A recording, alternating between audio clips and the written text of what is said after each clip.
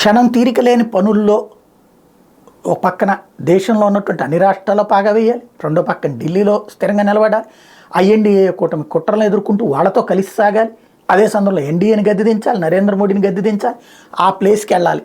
ఈ పరుగులలో ఉన్నటువంటి కేజ్రీవాల్కి కాస్త విశ్రాంతి దొరికిందేమో, తన వ్యూహాలకు మరింత పదును పెట్టడానికి ఉపయోగపడుతుంది. రేపు మాప బెయిల్ వచ్చేస్తుంది, ఎందుకంటే ఏదైతే ఇప్పటికే సంజయ్ సింగ్కి బెయిల్ వచ్చినటువంటి నేపథ్యంలో ఇక ఈయనకు కూడా బెయిల్ ఇచ్చేటటువంటి అవకాశాలు ఎక్కువ ఉంటాయి. ఇంకోటి ఆయన ముఖ్యమంత్రిగా ఉన్నటువంటి వ్యక్తి కాబట్టి అనే కోణం ఏదైనా చేస్తారా ఏంటనేది చూడాలి. లేదంటే అప్పుడు చారిత్రాత్మకమైనటువంటి అంశం అవుతుంది.